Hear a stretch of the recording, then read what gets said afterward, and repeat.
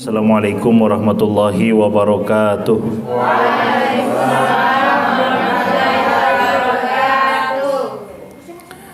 Alhamdulillahirabbil alamin wa bihi nasta'inu ala umurid dunya waddin.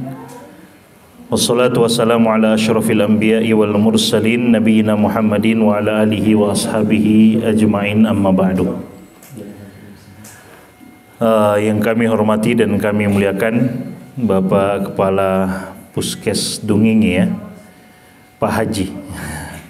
Iya, Masya Allah. Mudah-mudahan haji beliau kemarin tidak terasa sudah berapa bulan? 3 ya? Ya, jalan 3 bulan kurang lebih ya. Mudah-mudahan haji beliau kemarin menjadi haji yang mabrur ya untuk beliau dan menjadi berkah untuk kita semua yang berada di Puskes ini, insya Allah. Bapak Ibu semuanya, para staf dan para dokter di Puskes Dungingi, ya, dan semuanya yang tidak bisa kami sebutkan satu persatu. Pada siang hari ini izinkan saya untuk mengingatkan kembali diri saya dan kita semua satu hadis dari Nabi SAW yang mudah-mudahan bisa menjadi pegangan dan hadiah buat kita semua. Ya, sekali lagi ini buat pengingat untuk diri saya secara pribadi dan untuk kita semua. Hadis yang sangat pendek sebenarnya, tapi menyimpan makna dan pelajaran yang sangat luas dan besar. Ya, sangat luar biasa pelajaran yang bisa kita ambil dari hadis yang pendek ini. Hadis yang sahih diriwayatkan atau disebutkan oleh sahabat yang mulia namanya Sa'ad bin Abi Waqqas radhiyallahu taala anhu. Ya, ada ibu-ibu yang sudah pernah dengar Sa'ad bin Abi Waqqas? Sudah pernah dengar dalam kisah hidup Nabi? Ada? Ibu-ibu belum pernah dengar? Ada ibu-ibu yang pernah dengar nama Syahrul Khan? Ya? Nah, ini salah satu kekurangan kita. Ya. Salah satu kekurangan kita umat Islam adalah kita lebih hafal nama-nama artis. Bahkan nama-nama artis itu jauh dari negeri kita, artis-artis India, daripada nama-nama sahabat-sahabat Nabi sallallahu alaihi wasallam. Ya. Itu juga salah satu kekurangan kita umat Islam di zaman sekarang. Mau orang tuanya ataupun anak-anaknya sekarang itu demikian. Ya, kalau ditanya siapa artis TikTok sekarang yang lagi viral, pasti anak-anak tahu. Ya, pasti orang tua pun tahu. Apa lagu yang lagi top 2025 ini?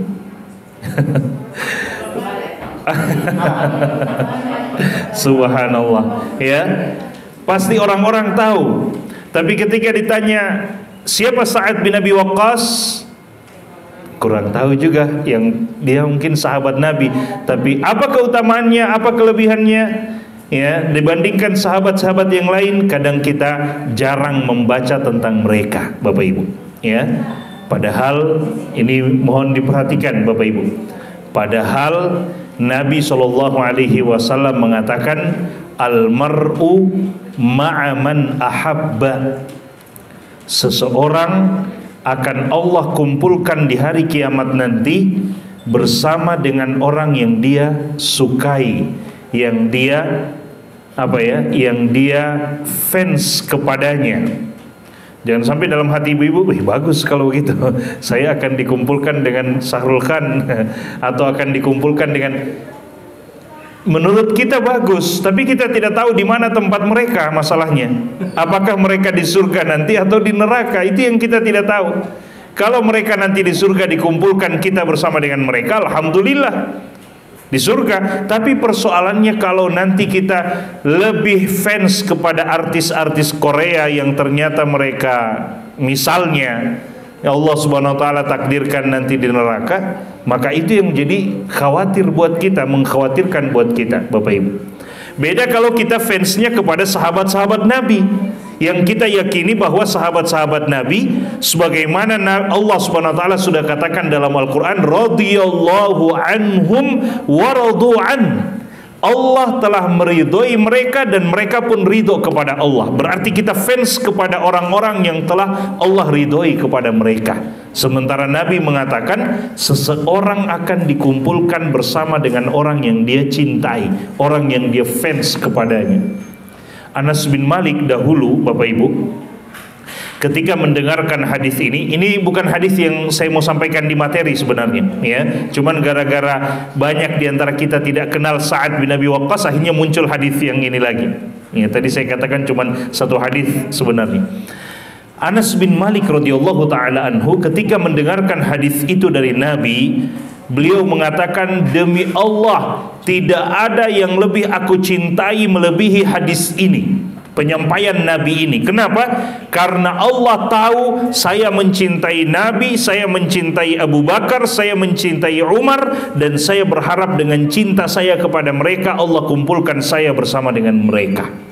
Bapak Ibu, ya. Makanya di rumah Bapak Ibu kan alhamdulillah Allah Subhanahu wa taala berikan kita kelebihan, ya, punya penghasilan bulanan, ya. Meskipun penghasilan bulanan kita alhamdulillah misalnya 6,2, ya, setiap tanggal 6 habis 6,2, ya. Iya. Alhamdulillah Bapak Ibu, cobalah beli buku-buku kecil tentang sahabat Nabi.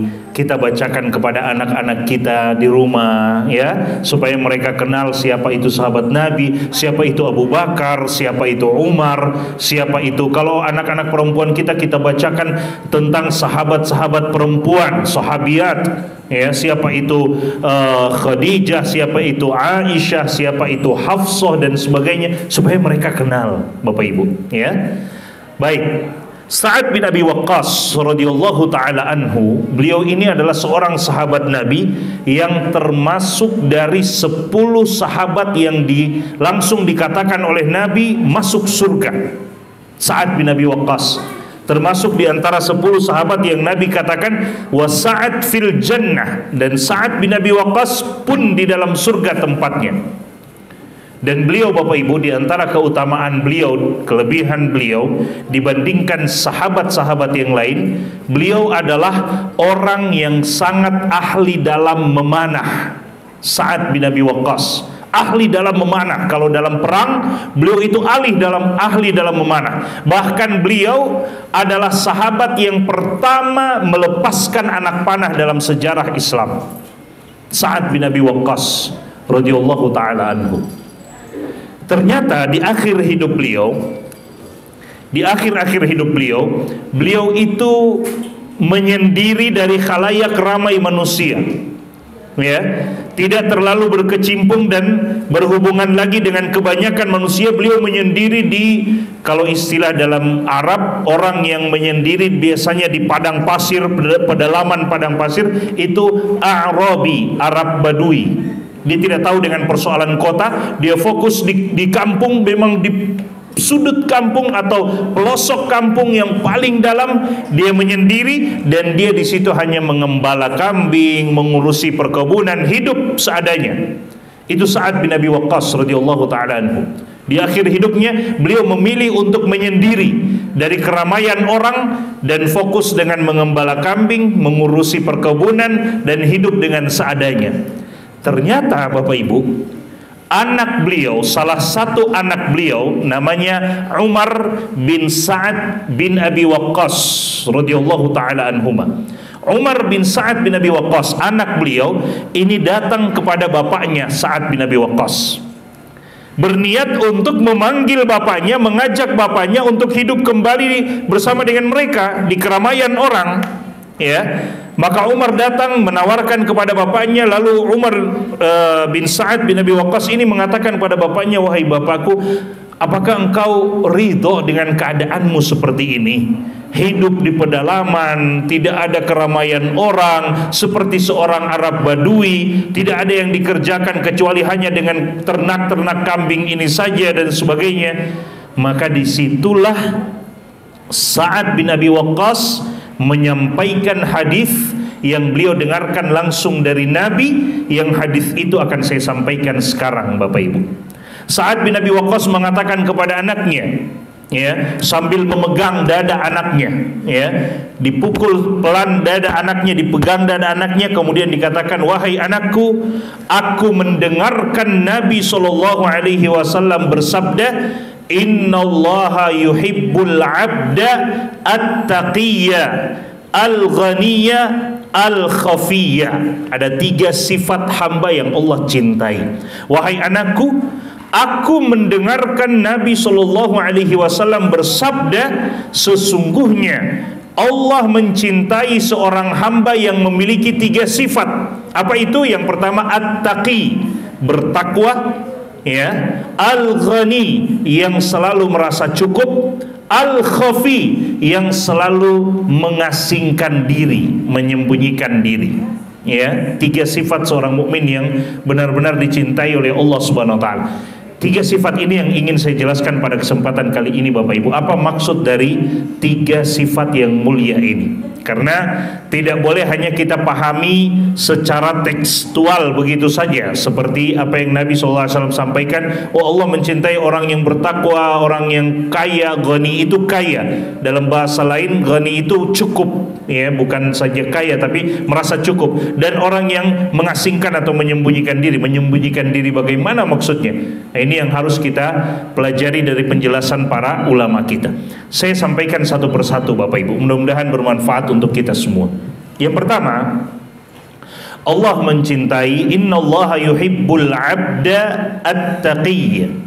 At-taqiyya, sesungguhnya Allah Subhanahu wa taala mencintai seorang hamba yang benar-benar bertakwa kepada Allah Subhanahu wa taala. Bapak Ibu, kalau ditanya apakah kita muslim muslimah, kita akan mengatakan iya, saya muslim, saya muslimah. Muslimah untuk perempuan. Kalau ditanya apakah kita ini mukmin dan mukminah, kita akan mengatakan iya, saya mukmin, saya beriman, seorang laki-laki yang beriman kepada Allah. Saya mukminah, seorang wanita yang beriman kepada Allah Subhanahu wa taala. Tapi kalau ditanya apakah kita benar-benar bertakwa kepada Allah Subhanahu wa taala, itu yang menjadi PR besar buat kita semua. Itu yang menjadi PR besar buat kita, Bapak Ibu. Karena tidak semua orang muslim, orang yang mengaku beriman, lalu dia benar-benar bertakwa kepada Allah Subhanahu wa taala. Ya, tidak semua orang yang muslim beriman dia benar-benar bertakwa kepada Allah. Makanya di dalam Al-Qur'an, Bapak Ibu, ketika Allah Subhanahu wa taala menyebutkan bahwa kita ini diciptakan oleh Allah dari laki-laki dan perempuan, bersuku-suku, berbangsa-bangsa, supaya kita saling mengenal satu dengan yang lain. Setelah itu Allah mengatakan, inna akramakum indallahi atqakum, kata Allah. Ya, sesungguhnya orang yang paling mulia di sisi Allah di antara kalian, wahai hambaku, adalah orang yang paling bertakwa. Orang yang paling bertakwa, bukan orang yang paling besar tulisan muslim bahwa dia adalah muslim, ya. Bukan orang yang paling besar suaranya ketika ditanya apakah Anda beriman, dia katakan saya beriman. Bukan orang yang mengatakan hanya sekedar beriman, tapi benar-benar bertakwa kepada Allah Subhanahu wa taala. Itu orang yang paling mulia di sisi Allah Subhanahu wa taala. Ya, mohon maaf untuk ibu-ibu. Bagaimana untuk kita semua, secara umum dulu, bagaimana kita bisa menjadi hamba yang bertakwa, sementara kita, ada ulama kita yang mengatakan, kaifa yakunul abdu taqiyan, ya, kaifa yakunu abdu taqiyan, kaifa yakunu taqiyan man la yadri ma yattaqi. Ya, kata mereka, bagaimana mungkin seseorang bisa menjadi hamba yang benar-benar bertakwa kalau dia tidak tahu apa yang harus dia hindari dari apa yang dilarang oleh Allah Subhanahu wa taala. Makanya bertakwa itu juga harus dengan ilmu. Dia harus cari tahu seperti apa yang diperintahkan oleh Allah, apa yang dilarang oleh Allah Subhanahu wa taala. Ya, oleh karena itu definisi takwa, kata Talaq bin Habib radhiyallahu taala anhu atau rahimahullahu taala, beliau mengatakan takwa itu adalah an ta'mala bi ta'atillah ala nurin minallah tarju thawaballah. Ketika seseorang hamba benar-benar beramal ibadah berbuat ketaatan kepada Allah sesuai dengan cahaya yang Allah berikan, artinya sesuai dengan ilmu. Dia tahu sholat wajib itu ada 5 waktu, wajib dia kerjakan. Wajib itu artinya kalau dia tinggalkan dia dapat dosa, kalau dia kerjakan dia dapat pahala. Itu artinya ilmu. Dia tahu bahwa sholat wajib itu kalau dikerjakan dapat pahala, kalau ditinggalkan dapat dosa. Maka seorang hamba yang bertakwa, laki-laki ataupun perempuan, ketika dia tahu sholat itu wajib dia kerjakan, maka dia segera mengerjakannya, dan dia takut meninggalkan sholat tersebut. Kenapa? Karena dia sudah dasari atas dasar ilmu bahwa kalau saya tinggalkan sholat ini berarti saya siap mendapatkan hukuman dari Allah. Bapak Ibu, orang dihukum di dunia saja berat, apalagi kalau dihukum di akhirat. Bisa Bapak Ibu pahami insya Allah? Dapat hukuman dunia saja berat, apalagi kalau dapat hukuman di akhirat. Siapa yang mampu melawan hukuman di akhirat? Hukuman di dunia mungkin kita bisa menghindar, mungkin kita bisa bikin alasan, mungkin kita bisa lari dari hukuman dunia, ya. Mungkin kita bisa lari, bersembunyi dari hukuman dunia. Tapi hukuman di akhirat, siapa yang bisa bersembunyi dari hukuman Allah Subhanahu wa ta'ala? Itu namanya takwa, Bapak Ibu. Kalau dia tahu bahwa sholat itu wajib dia kerjakan, dan kalau dia tidak kerjakan dia akan mendapatkan hukuman dari Allah, maka ketakwaannya mengajak dia untuk selalu menjaga sholatnya. Itu secara umum. Untuk ibu-ibu, takwa itu seperti apa? Kalau dikaitkan dengan definisi yang dikatakan oleh Thalaq bin Habib. Thalaq bin Habib mengatakan takwa itu engkau mengerjakan ketaatan kepada Allah atas cahaya ilmu dari Allah karena engkau mengharapkan pahala dari Allah. Ya, wa antatruka ma'siyat Allah, engkau meninggalkan maksiat kepada Allah ala nurin minallah, berdasarkan cahaya ilmu dari Allah, takhsha iqabahu, karena engkau takut balasan hukuman dari Allah Subhanahu wa taala. Ibu-ibu, misalnya ya, ini mohon maaf, misalnya ibu-ibu tahu bahwa di dalam agama, di dalam Al-Quran, di dalam hadis-hadis Nabi muncul perintah untuk ibu-ibu menjaga auratnya, misalnya dengan jalan apa? Dengan jalan berkerudung, misalnya memakai jilbab, misalnya, ya, menutup auratnya. Ini perintah dalam Al-Quran. Bagaimana seorang wanita yang bertakwa menanggapi hal itu? Seorang wanita yang bertakwa menanggapi hal tersebut adalah dia berusaha untuk mengerjakan dan mengamalkannya, karena dia tahu dengan ilmu dan cahaya ilmu yang Allah berikan kepadanya, dia tahu kalau dia langgar ini maka berarti dia siap untuk dihukum oleh Allah Subhanahu wa taala. Ya, kalau dia melanggar aturan Allah ini berarti dia siap untuk dihukum oleh Allah Subhanahu wa taala. Dan siapa yang berani mendapatkan hukuman dari Allah? Kita tidak mampu, Bapak Ibu. Tidak mampu. Sungguh tidak mampu berada di ruangan ini. Seandainya kita dikurung di dalam ruangan ini tanpa dihidupkan AC, dikurung 1 jam 2 jam saja, kita sudah sangat kepanasan, Bapak Ibu, sudah sangat kepanasan. Kira-kira bagaimana kalau kita dihukum dan dikurung di tempat yang memang tempat itu adalah api yang menyala? Na'udzubillahi min dzalik. Ya, yang memang tempat itu adalah tempat khusus dibuat untuk membakar orang-orang yang tidak tunduk kepada Allah Subhanahu wa taala. Bagaimana kondisi kita, Bapak Ibu? Ini maksud dari takwa itu. Makanya tidak mudah mendapatkan cinta Allah. Kalau Allah Subhanahu wa taala katakan melalui lisan Nabi tadi dalam hadis, innallaha yuhibbul 'abdat taqiyya, Allah Subhanahu wa taala mencintai seorang hamba yang bertakwa. Tidak mudah mendapatkan cinta Allah. Betul-betul kita harus menjadi hamba yang bertakwa dulu, baru kita dapat cinta Allah Subhanahu wa taala. Ya, kalau kita ingin mendapatkan cinta, perhatian dari pimpinan kita, maka perbaiki cara kerja kita. Kita dapatkan cinta dan perhatiannya, kita dapatkan simpatiknya. Ya, bukan berarti cinta, jangan beranggapan bukan cinta ini ya, bukan cinta lawan jenis, bukan. Ya, maksudnya perhatian, kasih sayang. Seorang pemimpin harus punya kasih sayang kepada bawahan. Apakah dia laki-laki atau perempuan? Kasih sayang dalam artian dia sebagai seorang pemimpin mengasihi bawahan-bawahannya. Ya, Bapak Ibu. Kalau kita ingin mendapatkan itu, maka kita harus perbaiki cara kerja kita, betul atau tidak? Kita harus perbaiki cara kerja kita. Ya, kita seorang anak kalau dia ingin mendapatkan cinta orang tua, maka dia harus perbaiki cara bagaimana dia menjadi seorang anak. Ketika diperintahkan oleh orang tua, dia taat. Ketika diperintahkan oleh orang tua, dia laksanakan. Ya, itu dia akan mendapatkan cinta dari orang tuanya. Benar atau tidak? Seorang istri pun demikian. Coba kalau ada istri di rumah, suaminya minta tolong bikinkan kopi, dia bilang bikin sendiri, tidak ada tangan. Kira-kira istri yang seperti ini akan mendapatkan cinta suami? Tidak, suaminya akan bahugel di luar. Ya, naudzubillahi min dzalik. Ya, lama kelamaan akan seperti itu, ibu-ibu sekalian. Lama kelamaan akan seperti itu. Naudzubillahi min dzalik. Ya, minta tolong ambilkan nasi.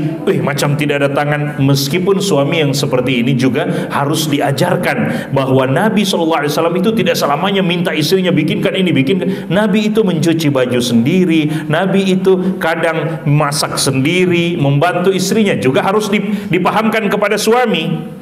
Tapi kalau suami yang tidak paham, pasti dia membutuhkan bantuan atau pelayanan dari istrinya. Kalau istrinya juga tidak tunduk, tidak taat, maka bagaimana kondisi rumah itu? Suami akan lebih senang warkop, di warkop, ya, dan istri akan lebih senang untuk GoFood daripada masak di rumah. Ya, lebih baik saya pesan saja daripada suami juga tidak pernah minum kopi di rumah misalnya. Kalau misalnya tidak ada kerjasama yang baik, tidak ada ketaatan dan ketundukan di dalamnya. Bapak Ibu, kalau kita ingin mendapatkan cinta Allah, Allah minta kita jadilah hamba yang bertakwa dulu supaya Allah mencintai kita. Bagaimana menjadi hamba yang bertakwa? Laksanakan perintah Allah Subhanahu wa ta'ala. Sering kan kita dengarkan para penceramah sering mengatakan takwa itu melaksanakan perintah-perintah Allah sesuai dengan kemampuan, menjauhi larangan-larangan Allah Subhanahu wa ta'ala, itu takwa. Ya, itu namanya ketakwaan. Sekarang kalau ditanya kepada diri kita masing-masing, sudah sejauh mana perintah yang kita kerjakan dan sudah sejauh mana larangan kita tinggalkan? Bapak Ibu, sejauh itu pula ketakwaan kita kepada Allah. Jadi kalau mau menilai sejauh mana tingkat ketakwaan kita kepada Allah, yang nanti akan berpengaruh dengan cintanya Allah Subhanahu wa ta'ala kepada kita, maka nilai, lihat diri kita masing-masing, sejauh mana kita melaksanakan perintah dan sejauh mana kita meninggalkan larangan. Kalau kita termasuk orang yang dengan perintah Allah kita biasa-biasa saja, dengan larangan Allah justru kita anggap biasa, kalau kita terjatuh ke dalam larangan Allah, maka sejauh itu pula ketakwaan kita di sisi Allah, dan sejauh itu pula cinta Allah kepada kita. Bapak Ibu, jangan tanya di mana. Kalau ada orang yang berdoa kepada Allah, saya ini sudah berdoa berpuluh-puluh kali, sudah berulang-ulang kali saya berdoa, kenapa Allah tidak berikan juga, tidak jawab doa saya? Jangan tanya di mana, karena mungkin Allah belum cinta kepada kita. Bapak Ibu, ya, jangan tanya di mana kalau kemudian ketika Allah uji kita dengan satu ujian, satu musibah, tiba-tiba kita langsung lupa dengan Allah Subhanahu wa ta'ala. Baru diuji dengan ujian yang sedikit, kita sudah lupa dengan Allah. Jangan tanya di mana. Mungkin karena selama ini perintah-perintah Allah sangat jarang kita lakukan.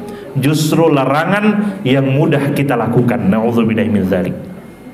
Yang kedua, Bapak Ibu sekalian, mudah-mudahan ini bermanfaat. Yang kedua, Nabi SAW mengatakan, innallaha yuhibbul 'abdat taqiyya al-ghaniyya. Allah mencintai hamba yang benar-benar bertakwa kepada Allah, dan juga al-ghani. Ghani dalam bahasa Arab, ghani artinya kaya, tapi juga bisa bermakna cukup, merasa cukup. Karena orang yang merasa cukup, dia juga adalah orang yang kaya. Bapak Ibu, kenapa kita ini selalu merasa bahwa diri kita miskin? Karena kita tidak merasa cukup dengan apa yang Allah berikan.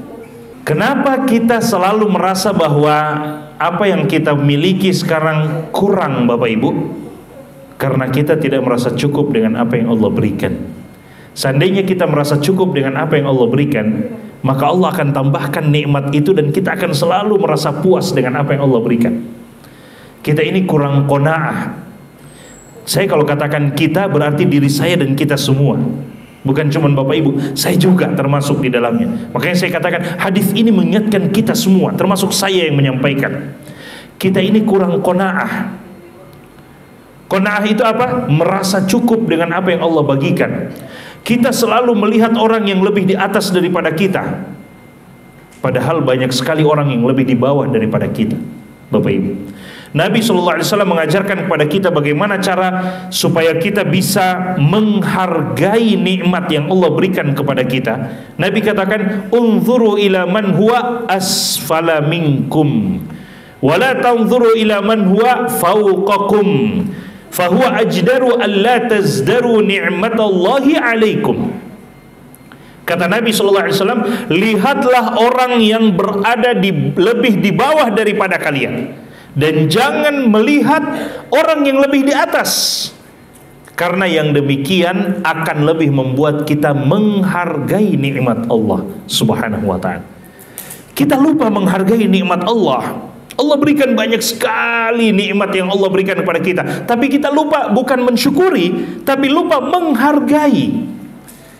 Kadang kita syukur, alhamdulillah saya masih punya handphone, tapi kita tidak hargai handphone kita. Betul atau tidak? Kita tidak hargai nikmat yang Allah berikan handphone kita. Kenapa? Karena kita lihat iPhone orang lain. Kita tidak hargai Xiaomi kita. Ya, misalnya kalau kita punya Xiaomi, kita syukuri karena kita pakai hari-hari, menelpon, SMS, WhatsApp kita pakai hari-hari, kita syukuri. Tapi untuk menghargainya kurang, karena kita lebih lagi mengintip sesuatu yang lebih daripada yang kita punya. Bisa dipahami Bapak Ibu? Makanya Nabi katakan, kalau ingin menghargai, bukan cuma sekadar mensyukuri, tapi kalau ingin menghargai nikmat Allah, unzuru ila man huwa asfala minkum, lihatlah orang yang lebih rendah, lebih di bawah daripada kita. Kita cuma bisa naik motor, panas matahari kita pergi pulang naik motor. Jangan mengeluh karena melihat orang yang naik mobil, ya, tapi lihat ada orang yang cuma bisa naik sepeda, cuman punya sepeda, tapi sepedanya lebih mahal dari motor kita. Ya, subhanallah. Mungkin ada yang berkata begitu, iya sepeda Ustaz, tapi dia sepeda lebih mahal dari saya motor. Ya, tidak, coba lihat dia cuma naik sepeda. Ada orang yang naik sepeda, jangan lihat orang yang naik motor, apalagi yang naik mobil. Lihat ada orang yang cuma bisa berjalan, Bapak Ibu, dan begitu seterusnya. Ada yang orang bisa berjalan, lihat betapa banyak di rumah sakit orang yang terbaring sakit, berjalan pun dia tidak mampu. Itu Nabi ajarkan kepada kita, supaya kita bukan cuma sekedar mensyukuri nikmat Allah, tapi menghargai nikmat Allah Subhanahu wa ta'ala yang Allah berikan kepada kita. Karena Allah, kenapa ini pertanyaan? Siapa yang bisa jawab dapat cucur. Ya, pertanyaan ibu-ibu sekalian. Kenapa Nabi ajarkan kita bukan cuma sekedar mensyukuri, tapi menghargai nikmat Allah Subhanahu wa ta'ala? Kenapa Bapak Ibu? Ada yang bisa jawab? Kenapa kita diajarkan dalam syariat bukan cuma sekedar mensyukuri, tapi menghargai nikmat Allah? Seorang istri, kalau dia mensyukuri, alhamdulillah banyak wanita-wanita sampai dengan tua, umur tua tidak dapat jodoh. Alhamdulillah saya dapat jodoh, meskipun suami saya tidak setampan yang saya harapkan misalnya, ya. Tapi syukuri, itu baru syukur. Tapi apakah kita menghargai nikmat Allah, suami yang Allah berikan kepada kita? Bapak-bapak, apakah kita menghargai istri, nikmat istri yang Allah berikan kepada kita? Kita syukuri selama ini, betul atau tidak? Kita syukuri. Kita syukuri karena kita sudah dapat anak dengan dia. Ya, kita sudah dapat anak dengan dia, kita sudah bisa jalan-jalan dengan dia. Tapi apakah kita hargai nikmat yang Allah berikan itu? Itu yang kurang. Karena ibu-ibu sekarang, dia kadang membandingkan suami saya, dia lihat sinetron, na'udzubillahi min dzalik, apalagi sinetron-sinetron Korea, kemudian dia lihat suaminya, aduh, ya, dia syaitan. Ya, syaitan membuat dia membandingkan karena keseringan nonton Korea, akhirnya dia mulai membandingkan, coba suami saya ini kalau putihnya seperti dia, untuk apa? Kurang menghargai, Bapak Ibu. Nah pertanyaannya, kenapa Nabi ajarkan kita untuk bukan cuma sekadar mensyukuri nikmat, tapi menghargai nikmat? Kenapa Bapak Ibu? Ada yang bisa jawab? Batal hadiah cucur? Tidak ada yang bisa jawab. Jawabannya Bapak Ibu mudah sekali. Karena, perhatikan jawabannya Bapak Ibu, karena Allah yang menciptakan kita, Allah yang paling tahu apa yang cocok untuk kita, apa yang terbaik untuk kita, itu Allah yang paling tahu. Allah pilihkan kita nikmat ini karena Allah tahu itu yang terbaik untukmu, Bapak Ibu. Allah berikan kita motor sekarang karena Allah tahu kalau naik motor ente semua jadi sombong misalnya. Ya, oh tidak, saya bisa jaga diri. Itu ucapan kita, saya bisa jaga diri. Sama dengan orang yang hari ini, saya kalau pernah saya dengar begini ya, ketika diceritakan tentang sahabat Nabi, luar biasanya Khadijah, ya, ketika diceritakan luar biasanya Khadijah, bagaimana sifat Khadijah, bagaimana sifat Aisyah radhiyallahu taala anha. Kadang ada ibu-ibu yang mengatakan, wih, enak jadi Khadijah ya. Coba kalau saya hidup di zaman itu, ya. Kadang kita mudah ucapkan, coba kalau saya hidup di zaman itu. Kita kurang hargai apa yang Allah berikan kepada kita. Kenapa Allah pilihkan itu untuk kita? Karena itu yang terbaik untuk kita. Kita tidak tahu dengan ucapan kita, coba kalau saya hidup di zaman Nabi ya, mungkin saya sudah jadi salah satu sahabat Nabi. Itu pikiran kita. Padahal di zaman Nabi ada juga Abdullah bin Ubay bin Salul, pemimpin orang-orang munafik. Siapa tahu kita jadi pemimpin orang-orang munafik. Kita kadang lupa berpikir seperti itu. Di zaman Nabi ada juga Abu Jahal. Di zaman Nabi ada juga istrinya Abu Lahab, ya, Ummu Jamil, yang ikut mencelakai Nabi sampai Allah turunkan ayat bersama dengan Abu Lahab, wa imra'atuhu hammalatul hatab.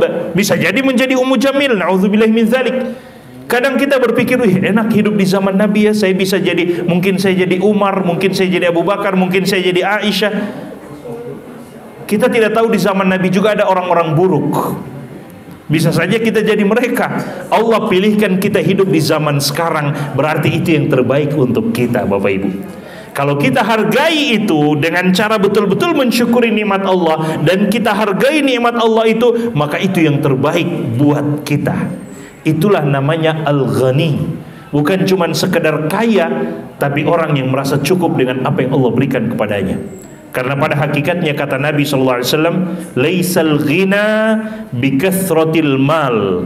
Bukan dikatakan kaya raya hanya sekedar harta yang banyak, bukan. Tapi wa innamal ghina ghinan nafs.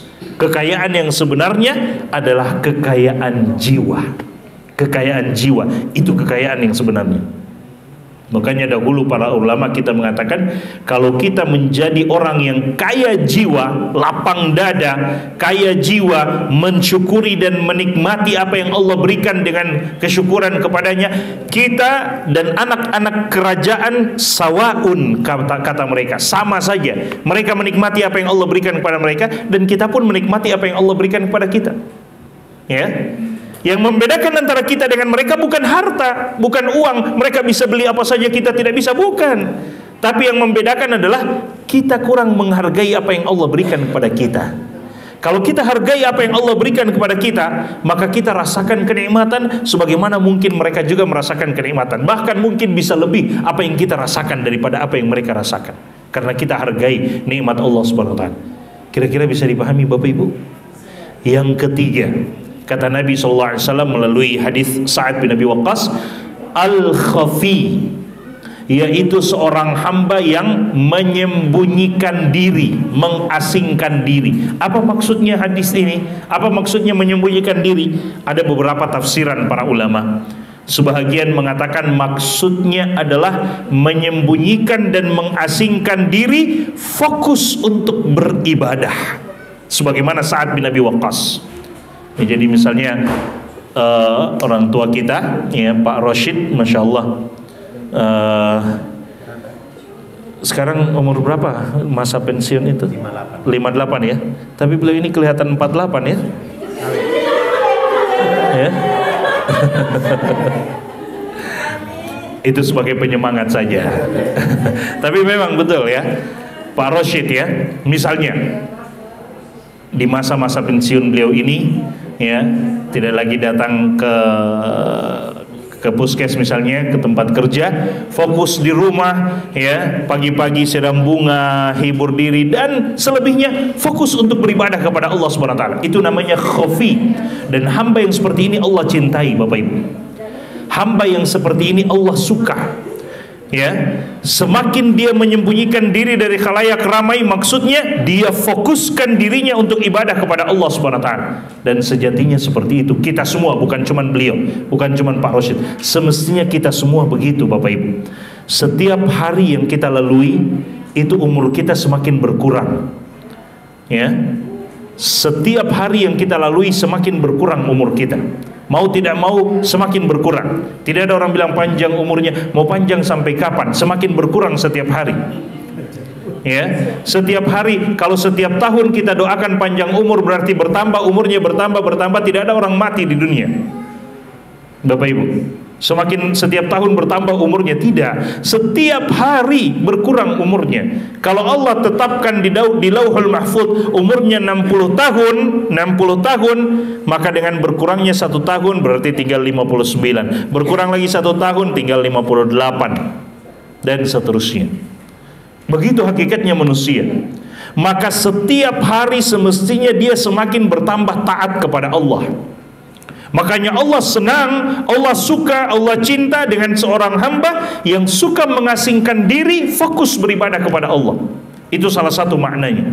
Makna yang kedua kata para ulama kita adalah khusus amalan-amalannya. Maksudnya dia sembunyikan amalannya. Tidak ada yang tahu kecuali dia dengan Allah Subhanahu wa ta'ala. Ya. Tidak ada yang tahu amalan yang dia lakukan kecuali dia dengan Allah Subhanahu wa taala. Sab'atun yudhilluhumullahu fi dhillihi yauma la dhilla illa dhilluhu. Ada 7 golongan manusia yang akan Allah berikan naungan pada hari tidak ada naungan kecuali naungan dari Allah. Salah satunya adalah rajulun tasaddaqa, seseorang yang bersedekah. Ini salah satu amalan. Ya, fa akhfaha, dia sembunyikan amalan tersebut hatta la ta'lam shimaluhu ma tunfiqu yaminuhu, sampai-sampai saking hebatnya dia menyembunyikan amalannya, tangan kirinya tidak tahu apa yang dilakukan oleh tangan kanannya. Bayangkan bagaimana dia sembunyikan amalannya. Bukan dari orang, sampai anggota tubuhnya, tangan kirinya tidak tahu apa yang dilakukan oleh tangan kanannya. Ibarat dari Nabi SAW yang menunjukkan betapa orang ini menjaga amalannya supaya tidak diketahui oleh orang. Kalau kita hari ini bagaimana Bapak Ibu? Sedikit-sedikit IG, sedikit-sedikit FB, sedikit-sedikit TikTok. Ya. Apapun yang kita lakukan masuk ke IG, apapun yang kita lakukan langsung Facebook. Kalau kita niatnya untuk mengajak orang, alhamdulillah, mudah-mudahan Allah jaga niat itu. Tapi kalau niatnya, ini saya pagi-pagi saya sudah bagi sedekah, pagi-pagi saya sudah Jumat berkah, ya, dan seterusnya, untuk apa? Allah Subhanahu wa taala mencintai seorang hamba yang menyembunyikan amalannya. Ya. Atau yang ketiga kata para ulama kita adalah dia berusaha mengasingkan diri, menyembunyikan, ya, bahkan sampai kesalahan-kesalahannya. Ini yang sangat susah juga orang lakukan sekarang. Orang itu harusnya ketika ada temannya berbuat kesalahan, dia berusaha untuk memperbaiki temannya yang berbuat salah itu tanpa mengumbarnya ke orang lain. Dia perbaiki 4 mata, dia nasihati secara 4 mata, ya. Begitupun aibnya, karena hukum asal seseorang itu adalah ketika dia berbuat salah, cuman dia dengan Allah yang tahu, maka dia sembunyikan kesalahan itu sembari dia minta maaf kepada Allah Subhanahu wa taala. Itu juga hamba yang khafi, yang suka menyembunyikan. Ya, jangan cuma sekedar menyembunyikan keburukan tapi tidak mau minta maaf kepada Allah Subhanahu wa taala. Maksudnya adalah dia sembunyikan, jangan sampai orang tahu, karena dia menyesal dan dia minta maaf sama Allah Subhanahu wa taala, dia minta ampun sama Allah. Dan Bapak Ibu, terakhir saya ingin katakan, sebagaimana kita ini hebat menyembunyikan kekurangan kita, maka begitulah seharusnya kita menyembunyikan kelebihan kita. Ya, sebagaimana kita ini hebat menyembunyikan keburukan diri kita, semestinya kelebihan diri kita dan kebaikan diri kita juga harus kita hebat menyembunyikannya. Tidak ada yang tahu kecuali kita dengan Allah Subhanahu wa taala. Itu tiga sifat, ya, manusia yang Allah Subhanahu wa taala cintai. Saya ulangi hadisnya, innallaha yuhibbul 'abdat taqiyal ghaniyal khafiyya. Sesungguhnya Allah Subhanahu wa taala mencintai seorang hamba yang bertakwa, yang merasa cukup dengan apa yang Allah bagikan kepadanya dan selalu menyembunyikan dirinya dan juga amalan-amalan perbuatannya. Semoga saya dan Bapak Ibu sekalian mudah-mudahan mendapatkan paling minimal salah satu dari 3 sifat ini. Dan kalau kita bisa kumpulkan 3 sifat ini semuanya, alhamdulillah, ya itu adalah sesuatu yang sangat luar biasa. Wallahu ta'ala alam.